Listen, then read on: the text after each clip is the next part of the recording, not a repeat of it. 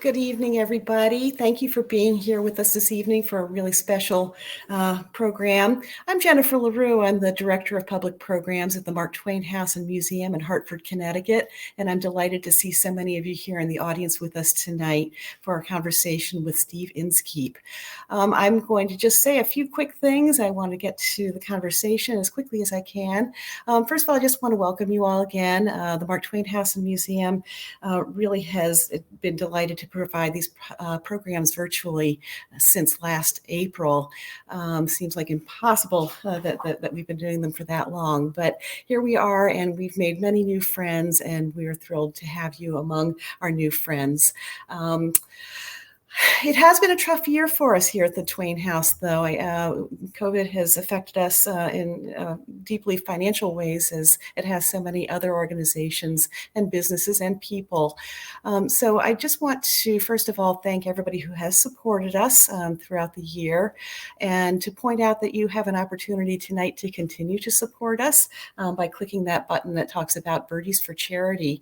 It's a really good time to support us if you're able to share anything with us, because through the Travelers Golf Championships Birdies for Charity program, anything that you would be able to donate to us is augmented by 15%. So we deeply appreciate anything you're able to share and put it to very, very good use. So if you're new to Crowdcast, I just want to point out that you can chat freely among yourselves in the chat section on the right-hand side of your screen. I see some of you are doing that already. Also in the chat section, there's a link to purchase the book that we're talking about tonight, Steve Inskeep's Imperfect Union. And know that you're purchasing a signed copy if you do that. And you're also benefiting the Mark Twain House and Museum through your purchase. So thank you in advance for taking advantage of that. We are grateful to our sponsors, the Wish You Well Foundation and Connecticut Public, WNPR. And this program tonight and moving forward is produced in part with support honoring the legacy of Frank Lord. And we're very grateful to all of that support, or all of our supporters. So I'm going to introduce our speakers right now, and goes without saying, Steve Inskeep is the co-host of Morning Edition, which is the most widely heard radio news program in the United States. And he's going to be joining us in conversation tonight with the executive director of the Mark Twain House and Museum, Pieter Roos. So I'd like to welcome them both here. And hi, Pieter. Hi, Steve. Thank you so much for being here with us this evening. Good to have you. It's an honor. Thank you. Great to have you here, Steve. Thank you so much. And I welcome to the Mark Twain House, even if it's just virtual at this point. We are so pleased to have you with us. It's a great honor to have another wonderful journalist with us here, as we have had many other wonderful journalists in the past, and a skilled and capable history writer of a number of different volumes. And we're here to talk tonight about, as Jennifer said, Imperfect Union, which is a wonderful book. As a historian, I am often drawn to sort of the hidden history, the lesser known episodes of our past. And I think I had heard of the Frémonts, but I will admit that I really knew nothing about them, although it's fascinating to see that in their own time period, they were extremely well known. So what drew you to them? I'm sure you get this question a lot. You know, when you write a book, you spend a lot of time with the people that you're writing about. What drew you to them? It's an investment. You really have to want it to get through the book. And in this case, I had written previously about the 19th century and about America's westward expansion. I did a book about Andrew Jackson and the Cherokees, the Cherokee chief John Ross, and a 20-year battle that led up to what we know as the Trail of Tears. And that was an early part of America expanding westward. And I wanted to continue the story. And I had heard a little bit of the Frémonts in the past, because as a kid, I read about the Civil War and I read about the Old West, Time Life books, that sort of thing. And the Frémonts appear as minor characters when you read any book about the Civil War. They dueled with Lincoln, not dueled. They fought with Lincoln. They argued with Lincoln. And they appear in stories about the run-up to the Civil War because John Charles Frémont was the first ever Republican candidate for president. And they appear in stories about the West because Frémont was a super famous explorer. But in book after book after book that I read, he was sort of described as really famous and sort of self-centered and then hustled off stage. You didn't get anything really deep about him. And so I wanted to learn the real story, and I felt that that was a way to get at the era of what we call manifest destiny. And I think the fascinating point of this is that it's not just about John, that perhaps did you discover Jessie at the same time because she's a fascinating character? Yeah, I had heard her name, but didn't know nearly as much. But that's one of the things that especially drew me to the story. I want to explore a diverse set of characters when I'm writing history, even though it is obviously a period where white men dominated and white men got to make the rules. And white men are most often recorded in history and remembered, even if other kinds of people did things of importance. You have to work a lot harder to get to them. It was important to me in Jacksonland that I wasn't just writing about Andrew Jackson, but that he had equal billing with John Ross, the Cherokee leader. And it was important to me in this book to give Jessie and John equal billing. And in fact, in the subtitle, I put Jessie's name first.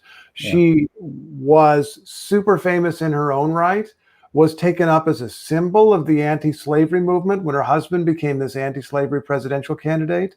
And she was a big part of the reason that he was so famous. John became famous not exactly by being a Western explorer, but by exploring the West and then coming back, doing really good maps so that other people could follow him, and writing best-selling accounts of his adventures, which promoted the idea of settling the West and also promoted him. And all along, she was his secretary, sometimes his editor, sometimes his ghostwriter, always his first audience for whatever he was writing. And she was also, because she came from a political family, she was the daughter of a senator, she was his political advisor, political ambassador, sometimes the person who would go talk to presidents on his behalf. Just a remarkable character, especially in an era where women's roles were so circumscribed.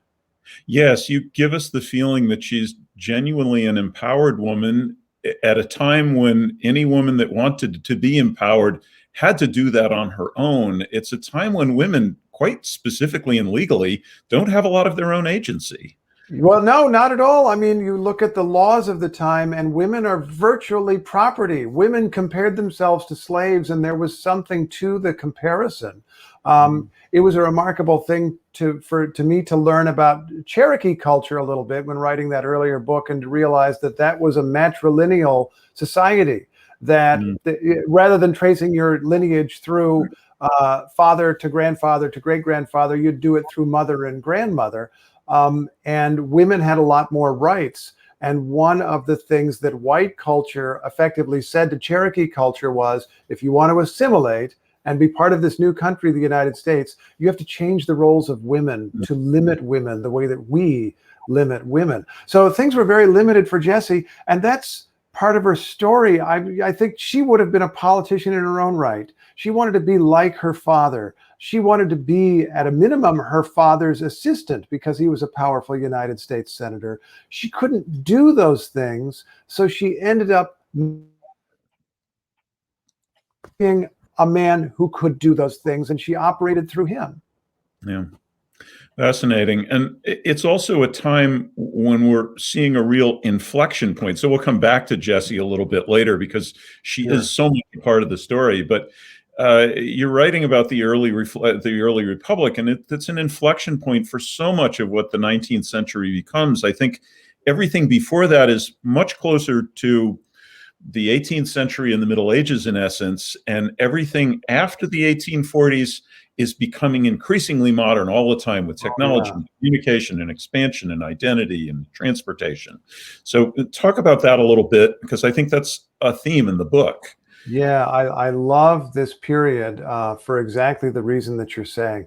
Technology was changing in a way that I think we can recognize. Samuel F.B. Morse successfully demonstrated the telegraph in 1844, and it was a sensation. And there are newspapers of the time that I found where this was described as a new species of consciousness. For the first time in human history, you could be in Washington, D.C., and know what was happening at that moment in another city many miles away. And of course, now much of the globe, if not most of the globe, is wired that way. But this was totally new at that time. And people marveled at how it might change society and change the very nature of being human. That was happening. And America itself was changing. The composition of America was changing. Waves of immigrants were coming, which of course immigrants had been coming since the colonial times. It's the story of America as people arriving and bumping up against the people who are already here. But there were fresh waves of immigrants coming, and there was a resistance to that. The children and grandchildren of the prior immigrants said, wait a minute, this is our country. We are natives here. And there was a fight going on over race, of course, because the battle against slavery was underway. And the United States was quite literally taking shape because the US was annexing Texas and then going to war against Mexico to conquer California and the land that became several other states. The very border that we've been arguing about defending, quote unquote, over the last several years was established in this time. And so in terms of technology, in terms of media, in terms of communication, in terms of politics and immigration and race, you find it all there in this earlier form, and people are having some of the same arguments, just a few of the terms are different. And yeah, it's immigration has been the strength of our country, not the weakness. And at the same time, a big part of the book is about the know-nothings and the nativist fight against immigration. And you'd think we would have learned that lesson by now, that it's a strength. But here we are still having that issue today. Talk a little bit about the know-nothings, although it's a little bit later in the story. It's a fascinating part of this. Yeah. I mean, it was amazing to read this material. If you think about someone like Samuel Morse, great hero of his time, who invented or was the first successful demonstrator of the telegraph. In an earlier phase of his life and his career, Morse ran for mayor of New York City on an anti-foreigner platform. This was a common thing. And it wasn't just any foreigners. They were especially concerned about adherence to this alien religion, Catholicism, which people spoke about at that time very much the way people have spoken about Islam in the last couple of decades, or the last many decades, really, but it's become much more intense since 9/11. There was this fear of foreign influence, of foreigners coming and somehow taking over the country. It was driven by this kind of cultural pride, I suppose, and this assumption that other people were worse. And it was also driven by paranoia, which was as true then as it is now. Catholics were scary because there was a pope, and the pope was going to tell the Catholics how to vote, and maybe Catholics weren't really compatible with democracy. People were literally saying that, in the same way that in recent decades people have said, well, Muslims, maybe that religion isn't really compatible with democracy. And we have millions of examples to show that that is false. But it was a fear, a belief that people had. And the anti-immigrant movement of the 1840s began as a series of, well, it didn't exactly begin, but it evolved into a series of secret societies where people would not, even members of the organization might not know all the secrets of the organization. You had to kind of work your way up to the secrets of the organization. It was said that because they were secret societies, if a member was asked about their society, they would say, I know nothing. That's why they were called know-nothings. In doing this research, I realized that they might have been telling the truth, because some of the Order of the Star-Spangled Banner had these secret chambers of knowledge that people didn't even necessarily know. Some of the junior members didn't even know the name, supposedly, of the organization that they had joined, but they were sworn to keep foreigners, the foreign born, out of government and out of political power. And in the 1850s, the political parties began to pull apart.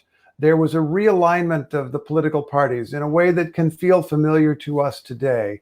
And the anti-immigrant people stepped into that vacuum and became much more public and much more openly violent than they had been. They would lead huge marches into immigrant neighborhoods in places like Philadelphia and New York City, pretty much knowing that they would get in gigantic fights with Irish immigrants. And that was kind of what it was about. It was about provoking Nazi-style violence. I hate to use that analogy, but there's some similarities, provoking that political violence to make a political point. And they were hugely powerful for a brief period of time. They utterly dominated the 1854 elections and seemed like in 1856 that they had a chance to elect a president.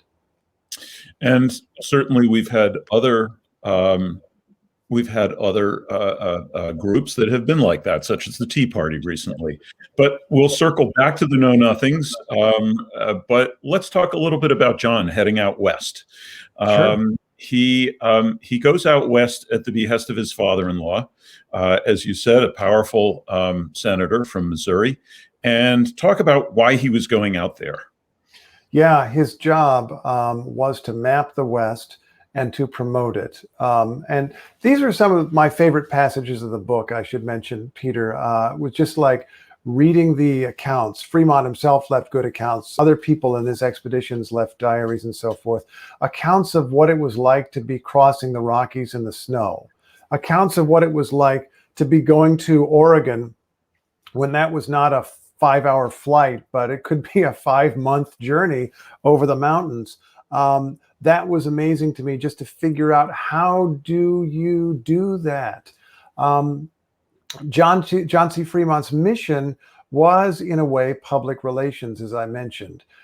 Senator Thomas Hart Benton, his father-in-law, had a vision that Oregon should be part of the United States. It was disputed territory with Britain for a few decades there.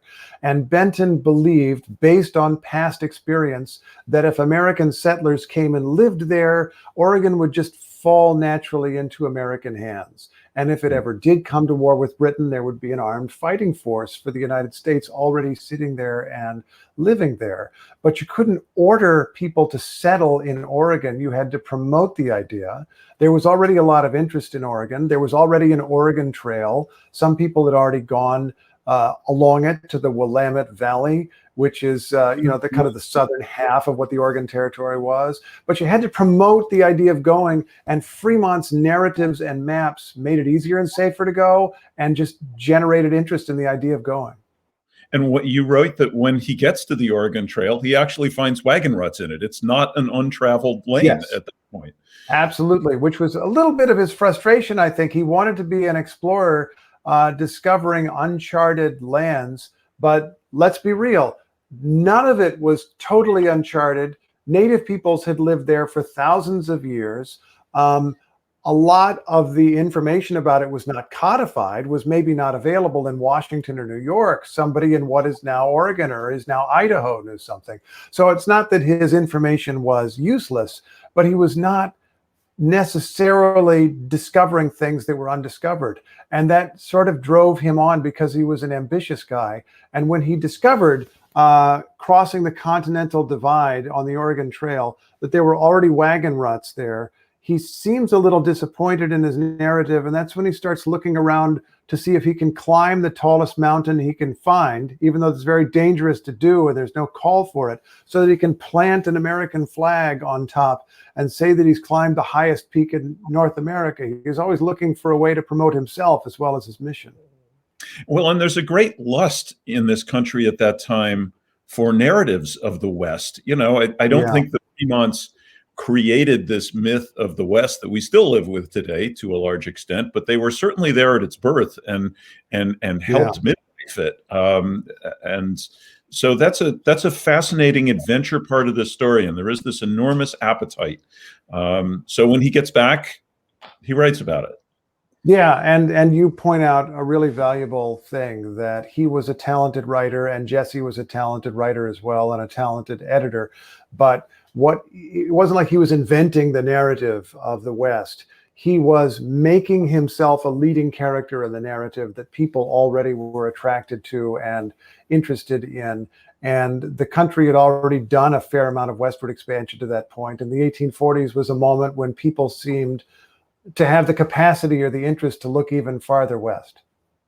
And he has this great ambition to explore, but then he gets there, and the way you tell it, it sort of feels like maybe he doesn't always know what to do when he's gotten there. Oh, no, not at all. That's exactly right. He's remarkably indecisive. He puts his men at risk by waiting for weeks to decide whether to go left or right. And then when he does make a decision, it's often a terrible one. In the winter of 1843-44, he went all the way along the Oregon Trail. He ends up at Vancouver, Washington, what is now Vancouver, Washington. There was a British fort there called Fort Vancouver. And it's now November. And the Rocky Mountains are kind of bad in winter. The sensible thing to do at that point is either spend the winter in Oregon, or if you're got to return on the known trail, the beaten trail all the way back. But he wants to be an explorer. So he strikes out way south and east across Oregon and into what is now Nevada, and finally realizes many weeks later, after thrashing through snow and coming down in altitude into the desert and back up into the snow, that they're just about out of food, that they don't know how to get anywhere, and that they're kind of ringed in by mountains and trapped. And he nearly increases their danger by waiting a couple of weeks before finally deciding the thing that he has to do. He can't go east anymore. There's just it's 1,000 miles to the next trading post. He needs to go west over the Sierra Nevada mountains in the middle of winter now, because it's now like February, and somehow get into Mexican-controlled California, where he knows there are settlements where he can get resupplied. And that turns out to be a terrible risk. He was a lucky man and a skilled man. He got everybody barely over those mountains to survive, but it was only after he himself, through his bad decisions, had put everyone in tremendous risk.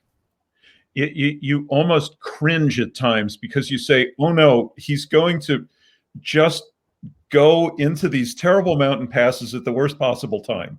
I'd put the book down and say, I have to stop for a minute.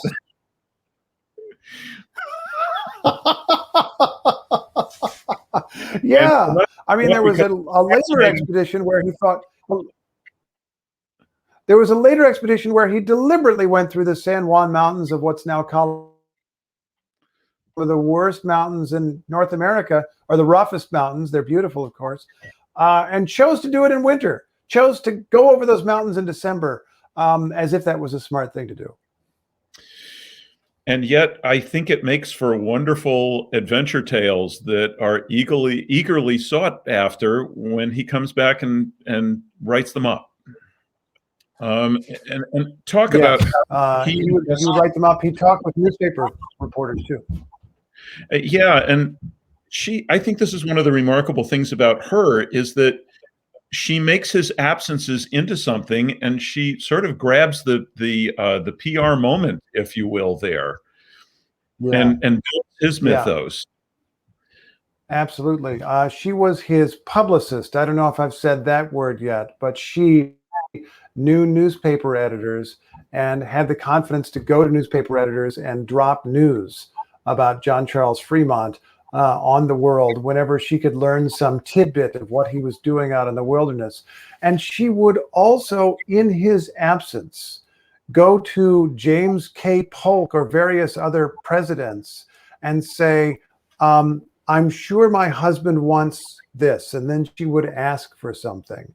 And it might be promoting the career of a military officer who was a friend of Frémont. It might be asking for something for John himself, trying to get John out of whatever political trouble he'd gotten himself into.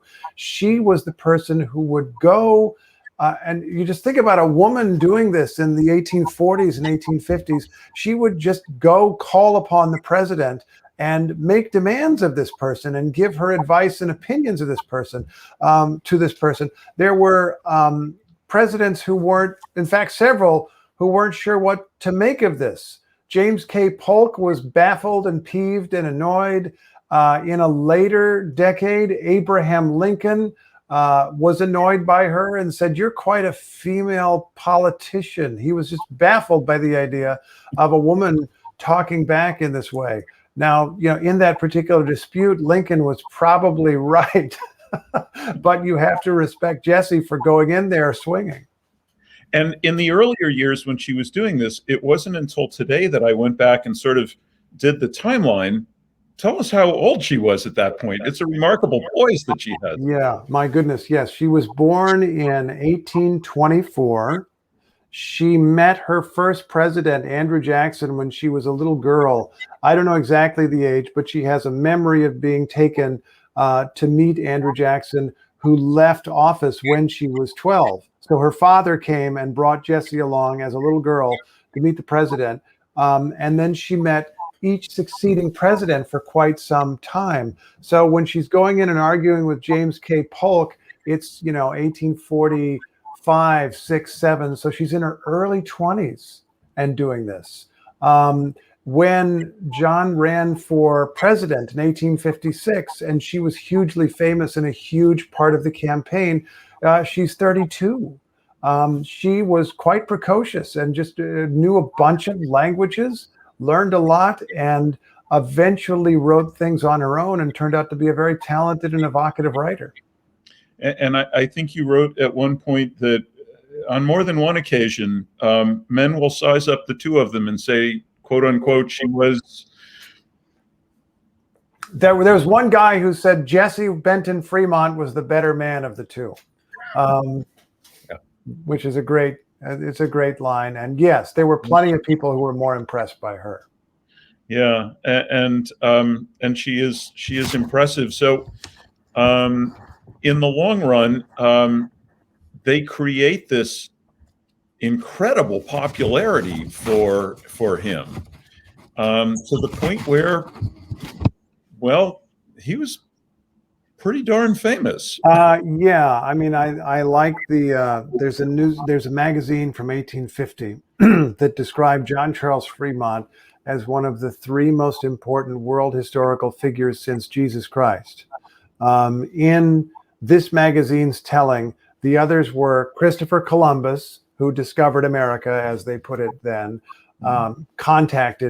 brought steady European contact with the Americas.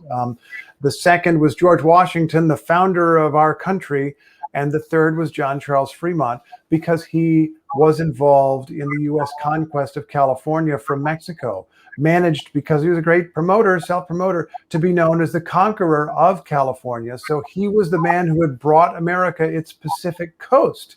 And he was enormously famous. The reason he was nominated for president in 1856 by the Republican Party was precisely because of his enormous celebrity. People in the party figured that he could keep this new party together because he was so widely admired and loved.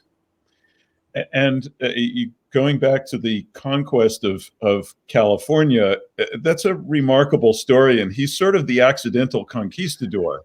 Yeah, it's not entirely clear what he did. I mean, I spend a long chapter trying as best I can to reconstruct whose orders was he operating on, what was he doing. It's a convoluted story, but it appears that he went over the Sierra Nevadas in 1845-46 with about 60 gunmen, with an idea that there might be a war with Mexico at any time. But he said he was just passing through in order to find a new route to Oregon.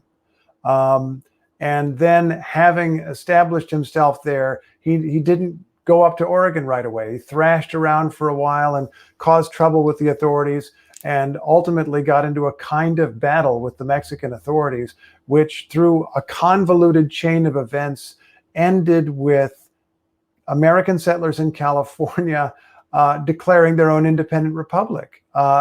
California, in a tiny way, is like Texas in that people declared their independence as a country with the intention of joining the United States sooner or later. And Frémont managed to insert himself into all of that in a really amazing way. And embarks on the very briefest of political careers from California. Yes, was one of California's first 2 United States senators, but didn't seem that interested in being a senator. So within a few weeks of becoming senator, he went back to California saying he needed a campaign for re-election, which he eventually did. And then he lost the re-election. And yet it's based on all of this that come 1856, he becomes, would you say, almost inevitable choice? Well, he was, I mean, it was the consensus choice. It's amazing to think about this. The Republican Party hadn't existed before 1854. There was a collapse of the old political system at that time because of disputes over slavery, and a lot of anti-slavery figures from the old parties, the Democratic Party, the Whig Party, various abolitionist parties, came together as Republicans. And Frémont had just not been that politically involved. But he had been sort of anti-slavery, and his wife was anti-slavery, and he was able to package himself as sufficiently anti-slavery to appeal to the Republican Party. But the fact that he had no real political record was considered a benefit, because there'd be no way to attack him. And there were all these disparate groups of people who were trying to come together and form a party. So why not just have this guy who kind of was a cipher and stood for nothing politically, but everybody admired? And then the Republicans could write the platform that they thought would be best for them. And the Frémonts were a little all over the map when it came to slavery because, of course, Jessie's family had... Yeah, I mean, Senator Thomas Hart Benton, the guy that I described, owned slaves, enslaved people all of his life. It's funny, in some of the older histories, authors try to minimize this, like he only owned a few slaves. Like, what is the number that's okay? You know, but I mean, to be frank, he wasn't a big plantation owner, but he enslaved people, and he inherited this. He had come from a family of slave owners in the South, and he married into a big, rich Virginia plantation family. It was his wife, Elizabeth Benton, who in some way turned against slavery. Not so much as to disown her slave-owning family, but she resolved that if she ever inherited people, she would free them, and did so. And in their house in Washington, D.C., where slavery was legal, they used free black servants in the home rather than purchasing human beings to do that work. And so Jessie did not grow up with enslaved people in the home with her, although she'd go visit, you know, the grandparents, and there would be slaves there. And her memoirs, written late in life, occasionally have these kind of sentimental, misty mentions of those times, like, boy, those times will never come again. They sure were pleasant, which they probably were for her, but obviously not for the people at work. And so, yeah, it's ambiguous. But her mom turned against slavery. Jessie turned against slavery. It's a really interesting thing to think about why they believed that slavery was corrupting to white people, which it was, and corrupting to the character of people who owned other human beings. And that sounds kind of self-centered. I mean, why wouldn't you be against slavery because it's bad for black people? And she was, but you can also make this argument about white people, which was politically useful at the time. If you're in an environment where the only people who can vote are white men, you need to cast the argument in a way that they have something in the game. And so it wasn't a totally unuseful perspective that she had, but that was her perspective. Yeah. And of course, the Republican Party was the party of anti-slavery, not abolition at the time, but anti-slavery. Yeah.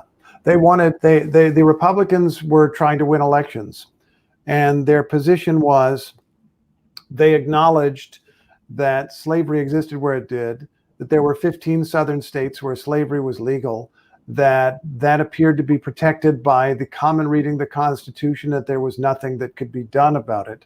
But they went on to say, slavery is bad. We hope that it eventually goes away. And in the meantime, we don't want it to spread.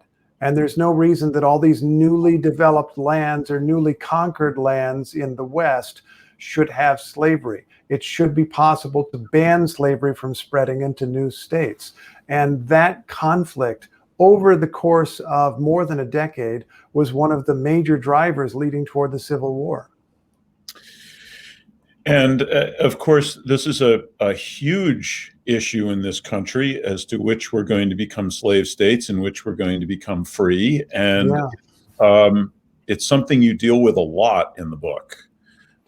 Because it's such a central part of and I think about it in terms of now, Peter, because there were these two sections of the country, and I don't want to draw too direct a comparison with now, but think of red states and blue states. Yeah. There were these two sections of the country, and there was a time when the South was larger and more powerful. Whoever has greater population, of course, has greater power because it's a democratic republic.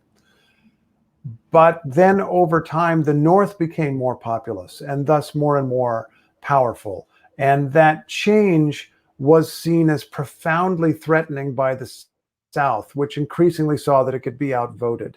The last place the South had parity in the federal government was in the Senate, because there were 15 slave states, 15 free states, same number of senators, of course. And so the question of what is the next state going to be, what are the next several states going to be, began to seem like an existential question. And Southerners feared being cut out of power forever in a federal government where they'd had traditionally enormous influence.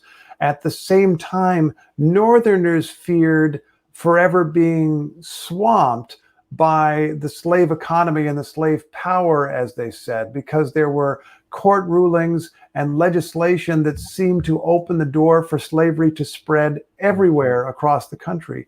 And that anxiety about not just like losing a political battle or losing an election, but losing power forever, made politics seem extraordinarily high stakes, and it led to the explosion of the Civil War. It feels relevant to me now. I'm not forecasting we're on our way to a civil war, but we're in a similar circumstance where people on either side of the political divide feel genuinely, or at least talk as if they're in danger of losing power forever. That was Donald Trump's story, was saying you're going to be swamped by immigrants and lose power forever. And, that's, we've grown up. I'm 61 and I've grown up always thinking that the Union was a given. And maybe January 6th makes us feel a little bit differently, that maybe the Union is a little more fragile than we thought it was. But certainly at this time, the Union was always in question. It hadn't been around for that long. Yeah. And yet we came through it, and here we are, and so we can come through it again. Well, yeah, I think we can, and I don't worry about that. I mean, one positive thing that you take from studying history is you realize that it goes on, and that American history goes on.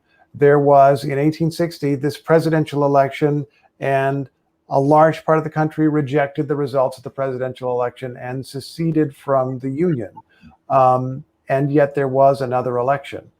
In 1864, the system survived and went on. And those who turned against the system were outnumbered and ultimately outgunned and lost. Now, it's also true that in America, in a democracy, no argument is ever over. The Civil War is still not over.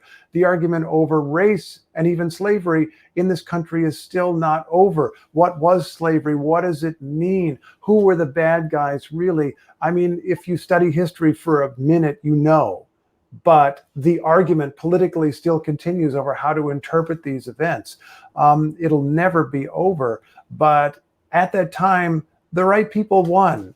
It just took a long time. And the system endured its severest test, which makes me feel that we can endure the tests of recent years. But you're also absolutely right. Like, it's not automatic. It's not a given. We have a system, we have a republic, we have the rule of law, but ultimately the rule of law is dependent on people who insist upon it and have faith in that system and will work to preserve it. Yeah. So we get to 1856 and he runs, and it's a fantastic campaign to read about. I don't know if it would have been so fantastic to live through. It was extraordinarily energetic. Voter turnout was far beyond what it had ever been before. The country was smaller then. I think 4 million people turned out, and the previous record was under 3 million. I'm going from memory, but I believe that's about right. So huge increase in turnout, huge increase in interest, partly because of this anxiety that the election was going to decide the future of the country, whether your side was going to be completely shut out of power or not. And it was incredibly vicious, incredibly dirty. And Frémont became the target of some of the anti-immigrant attacks that we were talking about. Yeah. His side was being kind of cynical and trying to passively attract some of the anti-immigrant vote, because there were people who hated immigrants who also hated slavery. And so you try for those votes. But the Democrats, the other main party, tried to separate Frémont from his supporters by suggesting that he was himself a foreigner.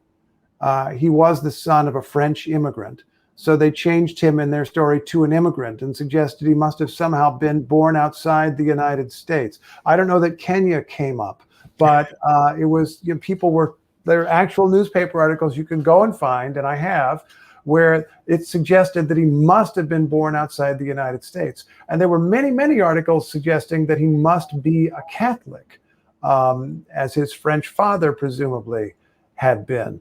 And those were completely bogus beginning to end, but it was a way to tear him down.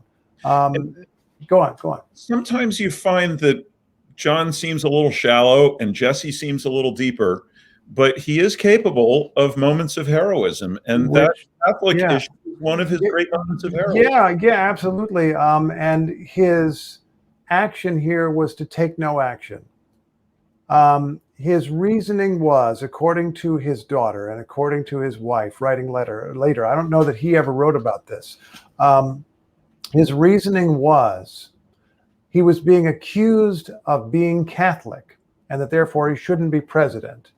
He could easily have denied that because it wasn't true, but he felt that if he denied being Catholic, it would accept the idea that a Catholic should not be president, and that would be wrong.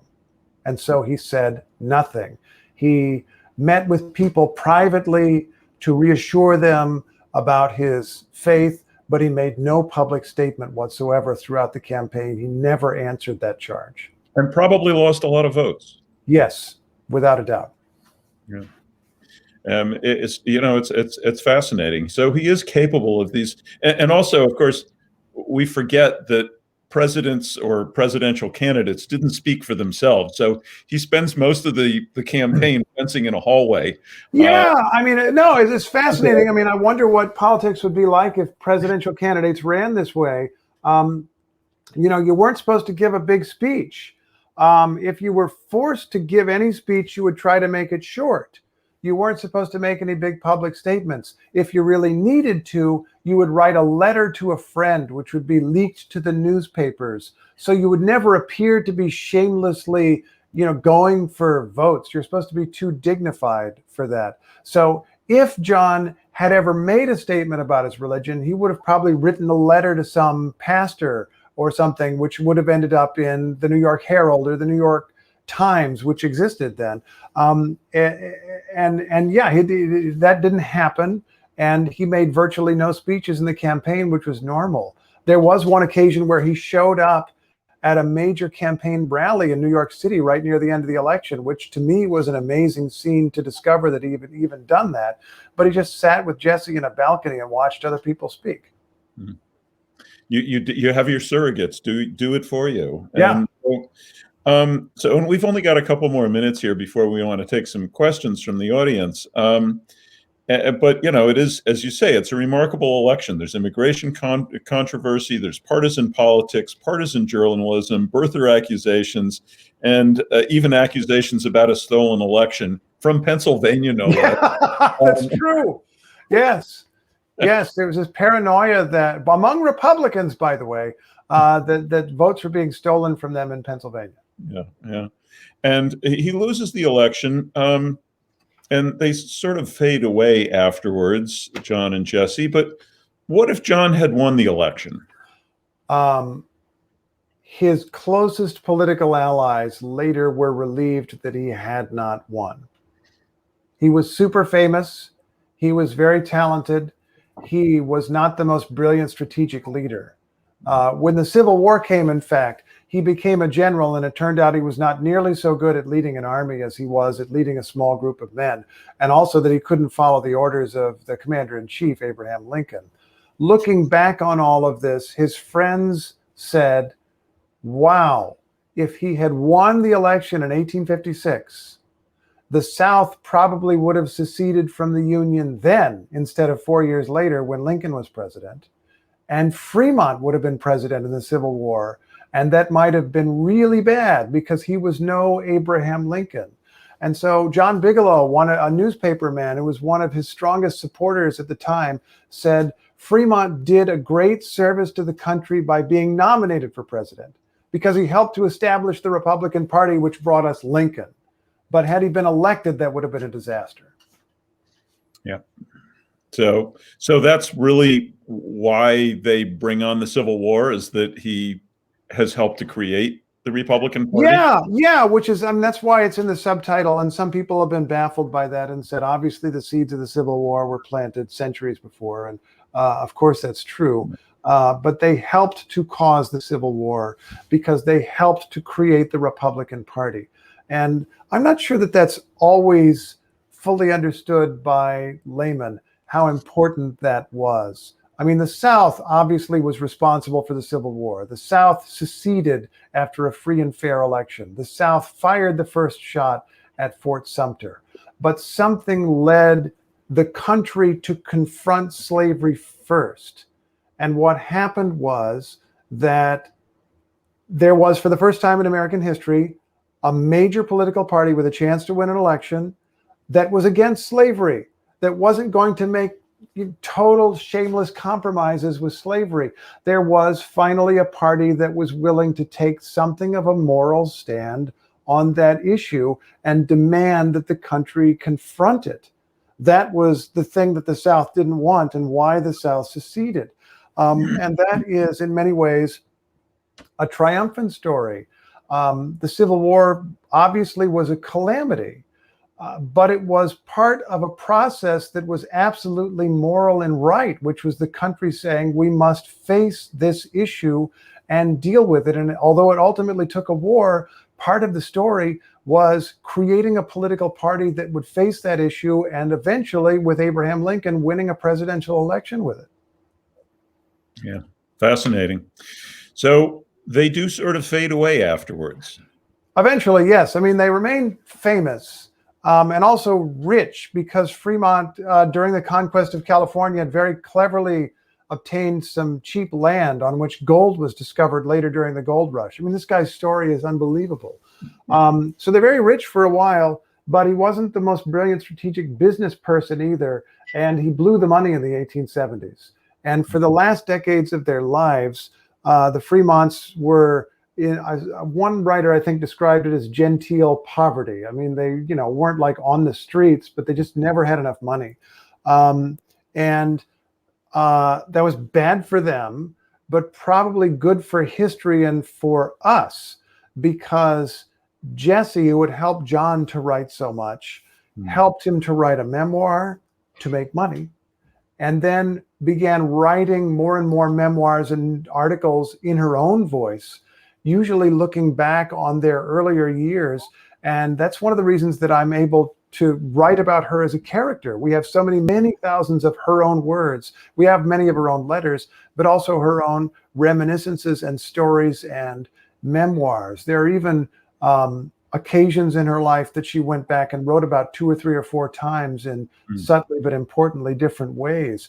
And all those thousands of words make it possible to bring them to life. But it was miserable at the time. They were doing this because somebody had to make money, and so she did. And are there papers located somewhere? Is that? They're in various places. There are some of their papers in the Library of Congress in Washington, D.C., where I am. I mean, I've been able, and you could too, to go to the manuscript division of the Library of Congress and hold the earliest known letter by John Charles Frémont from 1835, the actual letter. There are a lot of other papers in the Huntington Library in California, in the library at UC Berkeley, where I went and studied some of the relevant papers. They're scattered a little bit, but they're around in major institutions. We love UC Berkeley because that's where the Mark Twain papers are. Oh, so, there you go. Okay, they're all great. Mark Twain papers, with a few exceptions. We've got some. So just to finish up, and I think maybe we've covered this a little bit already, but what's the biggest takeaway? What's their legacy? Aside from a few mountains and towns that are named after them, what do you think their legacy is today? Well, first, a lot of mountains and towns. It's kind of shocking. Fremont, Ohio, Fremont, New Hampshire, Fremont, New York, Fremont, Nebraska, where Senator Ben Sasse is from, Fremont, California, a couple of Fremont peaks, a lot of plants, because he was curious about plants and would bring them home, are named after John Charles Frémont.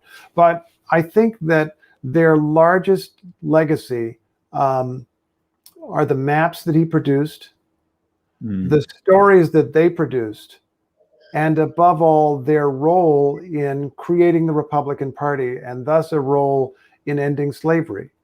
They were not the finest and most moral and upstanding people. They were not intellectual leaders of the anti-slavery movement, but they were people who used their fame to do something truly important at a moment when it needed to be done. All right. And so I'm going to ask Jennifer to come back in and bring us some questions. First, just let me say how fascinating and what a treat to be able to listen to the two of you talk about what we've just spent the last 45 minutes hearing about. That's fascinating. And I think you've been so thorough that the audience doesn't have a lot of questions. I think you covered just about everything. But our colleague, Mallory, has a fantastic question that follows up on something, Peter, that you just asked about. She says, Jessie sounds reminiscent of Edith Wilson and Eleanor Roosevelt as women who were invested in what was going on politically and often became vocal with their husbands on certain issues. After studying her, what kind of first lady do you think Jessie would have been had John won the presidency? Oh, I want to mention that there were newspaper articles late in their lives that said John would have been a terrible president, but she would have been a great first lady. And I don't know if that's exactly true. I mean, they're a unit, they're a pair, right? She was probably politically more savvy than he was, but they worked together and therefore they made certain political mistakes. I'm sure she would have been a grand first lady. She knew multiple languages. She knew how to converse with diplomats. She would have made a splash. I mean, it would have been perhaps a Hillary Clinton kind of splash. If you think about Hillary Clinton, not as a presidential candidate, but as a first lady in the 1990s, where the husband was explicit, you're getting 2 for 1. And that, she's involved in policy and controversial as a result of that. I doubt that, Jessie would have been given a role doing a healthcare plan or anything because it was the 19th century, but she almost certainly would have broken some barrier and offended people with how involved she was, and also would have been built up as a way to tear down her husband, the president, right? People would have said Jessie was really running things, which was true of Woodrow Wilson's second wife, for sure. But it did strike me that it wasn't really until it's of that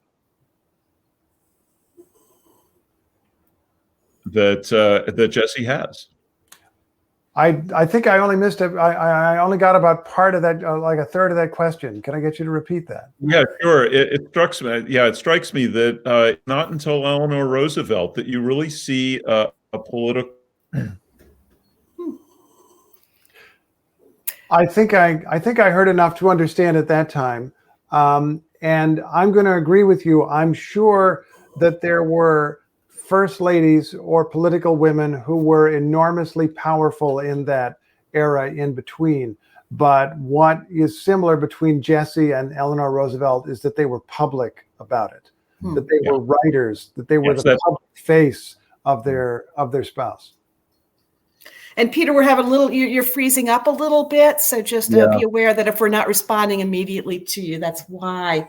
Another question from we in the audience, how did Frémont learn his cartography skills? Oh my goodness, that is a wonderful story too. There was a French immigrant named Joseph Nicolet who came to America because he'd blown all his money in the stock market in France, as one does.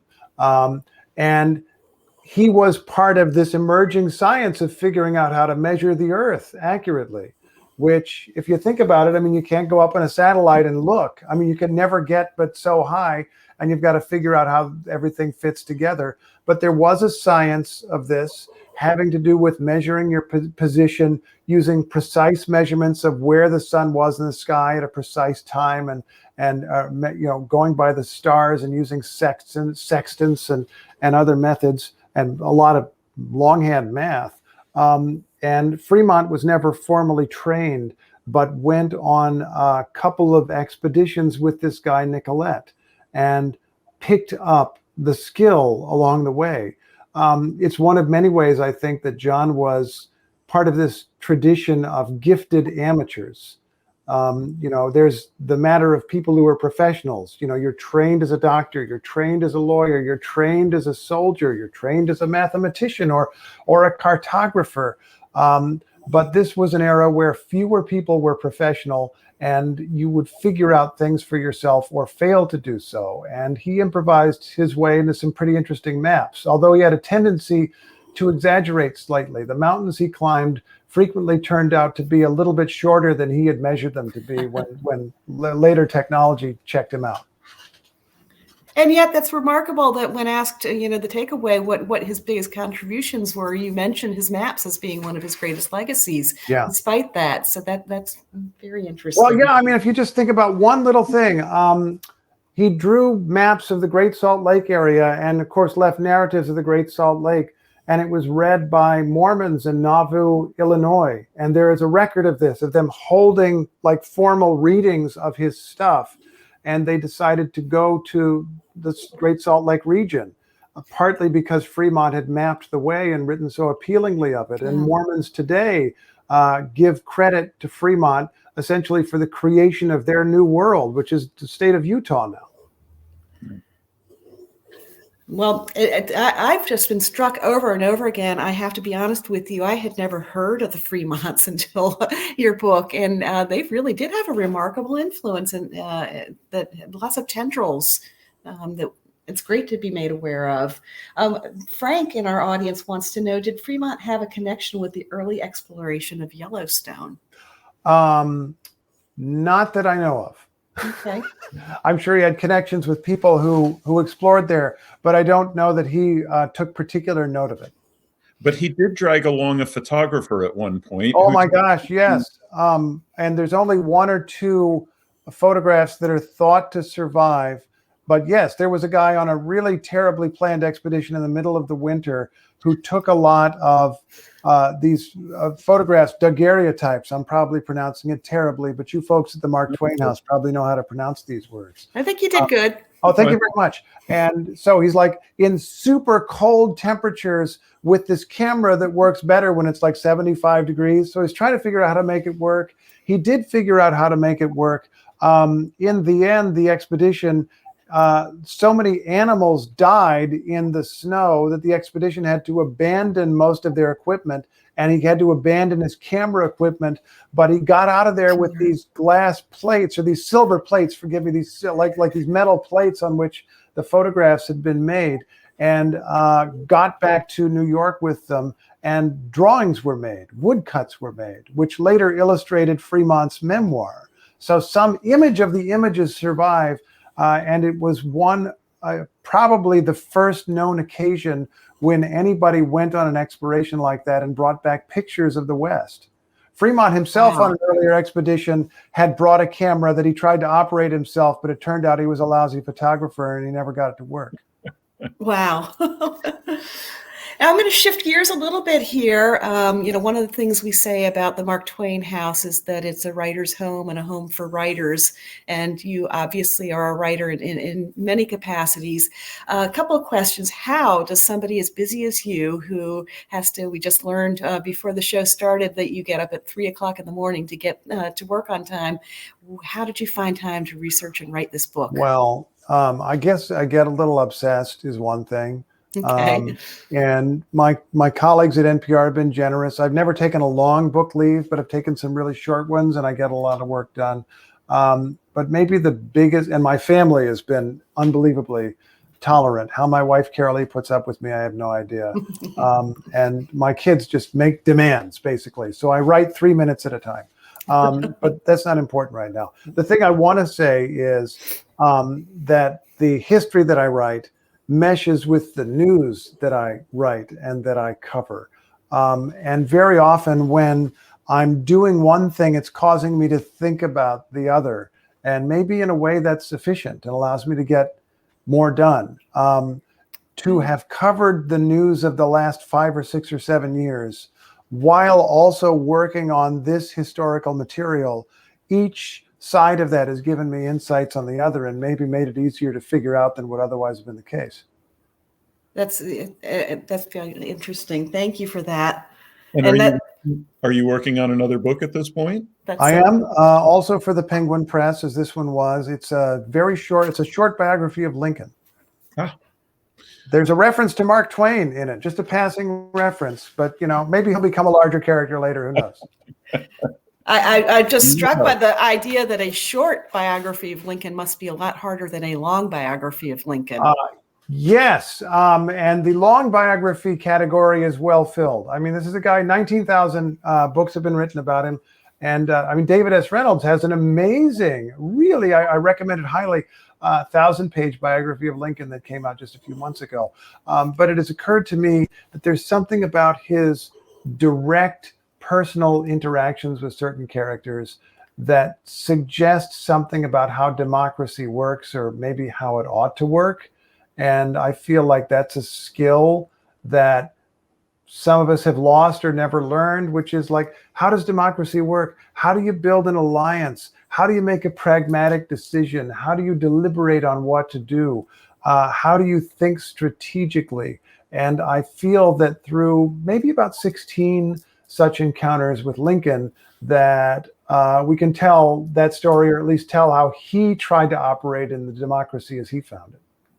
Wow, we look forward to that. And I think Pieter and I would join in hoping that you will come and talk about that book in person. Oh, I'd love that. When I'd love it's that. Published. We would love to have you back. Thank you. Thank you very much. We have no further audience questions. Is there anything that either of you would like to add to, now that we've talked to the audience a little bit? Go buy the book, and preferably buy it from us, because one of the things you get that you won't get if you go to Amazon is that it will be signed. So that's a big plus. It is a big plus. And adding to that, of course, we at the Mark Twain House and Museum appreciate your support purchasing it through us as an independent bookseller. So thank you for that. And thank you for your donations this evening. Pieter, thank you so much. You did a fantastic job, very thorough and riveting. And Steve Inskeep, I hope you'll be a friend of the museum and come back to see us. And one of these days we'll get you on that house tour that Pieter was talking about. I absolutely want to. I'd love that. We look forward to it. Thank you both so much. And thank you to our audience. We've been terrific. Thanks. Thank you. Good night. Good night, everybody. Mm.